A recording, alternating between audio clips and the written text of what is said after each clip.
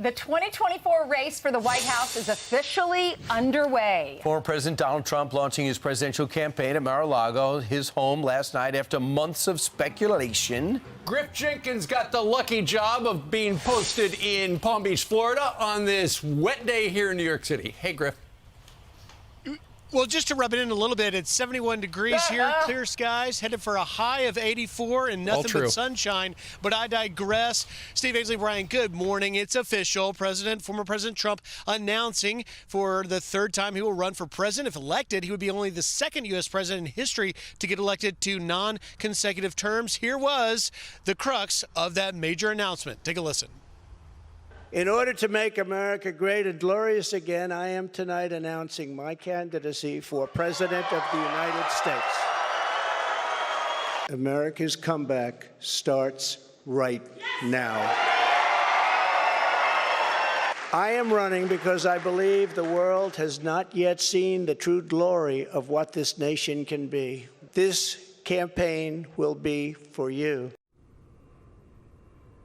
He spoke for just under 64 minutes and addressed issues like crime, education, and wanting to overhaul the DOJ and FBI. And no surprise here, he took a shot at President Biden. Listen.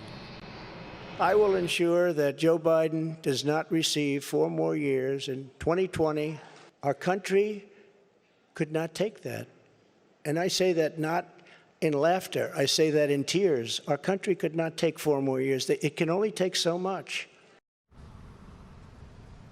Biden reacted with a pretty pointed tweet simply saying, quote, Donald Trump failed America. Meanwhile, that wasn't the only event in Florida. Over in Orlando, Florida Governor Ron DeSantis addressing the Republican Governor Association's winter meeting coming off the heels of that landslide victory last week. And DeSantis was asked about Trump's comments and criticism last week. Here is how he answered that question. Listen. When you're leading, when you're getting things done, yeah, you take incoming fire. That's just the nature of it. All that's just noise. And really what matters is, are you leading? Are you getting in front of issues? Are you delivering results for people? And are you standing up for folks? And if you do that, then none of that stuff matters. So former President Trump first out of the gate. We'll see if Ron DeSantis or others join what will probably be a crowded primary field. We're 2 years out. But as we look at who may be on Trump's team, Brooke Singman, our colleague, got an exclusive interview with Ivanka Trump, the president's daughter, who said, I love my father, but I don't plan to be involved in politics this time. Brian Ainsley and Steve, we'll send it back to you. All right, Griff, thank you very much. Yeah, Ivanka said that she wants to spend time with her family and is going to sit it out, but she loves her family and her dad. Yeah. No word about Jared, though.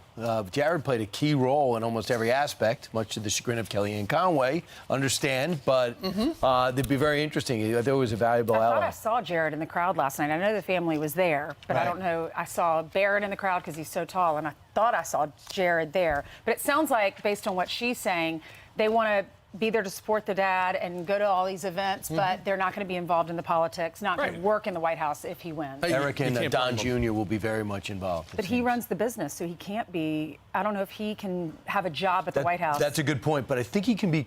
I think he'd be involved in the campaign. I think I could see him doing our show and like other shows. Yeah. Well, let's see how it all shakes out.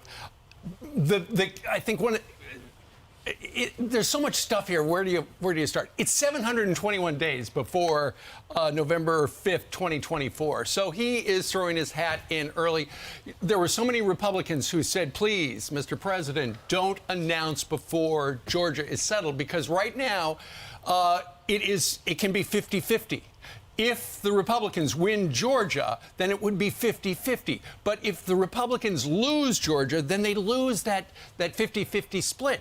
There won't be the power sharing, and that means the Democrats can subpoena anybody they want without Republican approval. So a 50-50 power sharing thing is really good, but President Trump decided, you know what, I'm going to go before Georgia.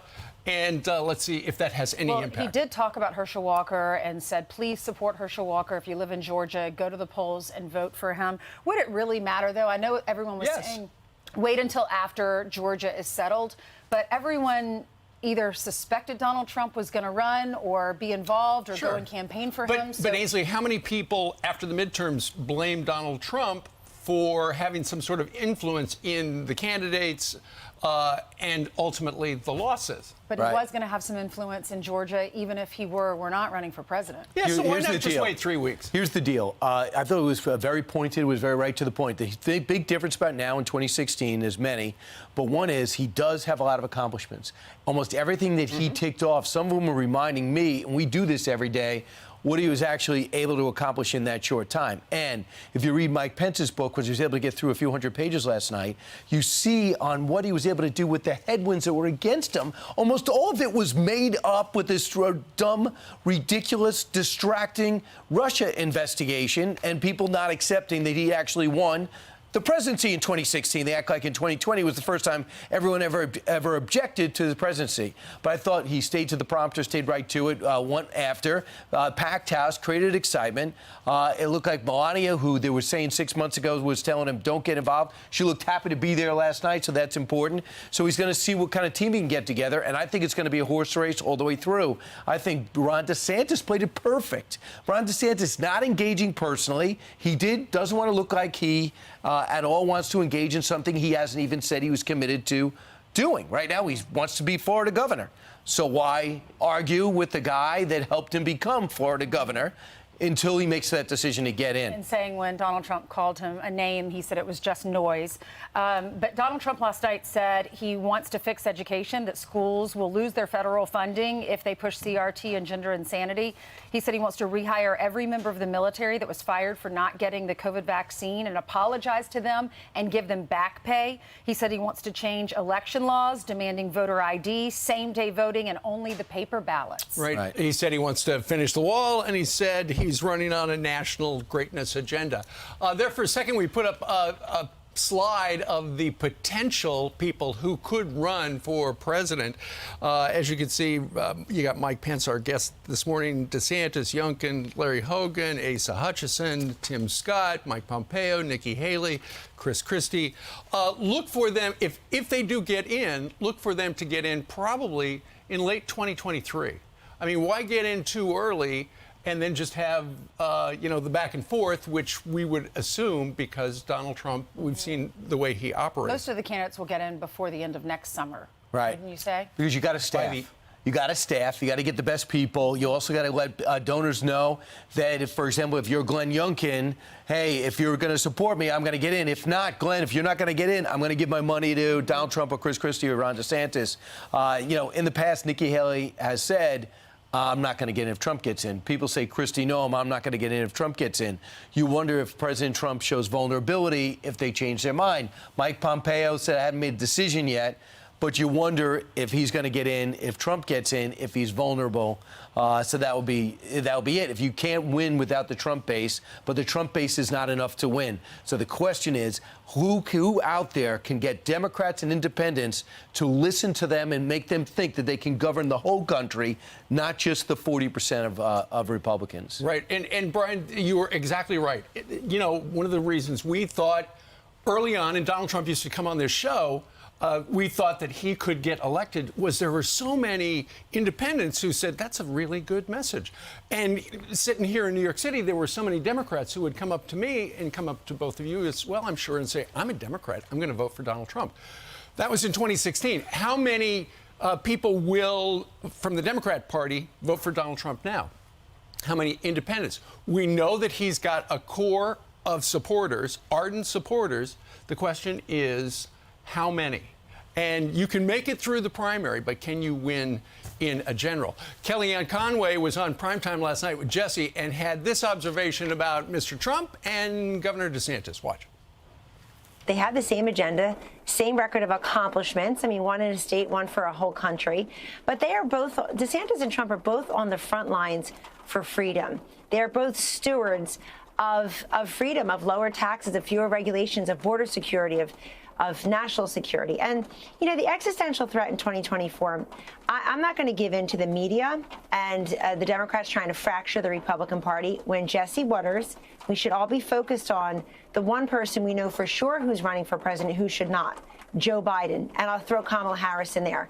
This guy has beclowned our country. He has embarrassed us again and again. I don't care about the election results last week. When it goes to Biden, that doesn't change anything about the poor record he has. You see that 76 years old, Donald Trump, 76 years old right now, Donald Trump, and even Bernie Sanders. A lot more energy than Joe Biden, who couldn't get through a whole day yesterday. One thing about no one discounts Donald Trump's engine.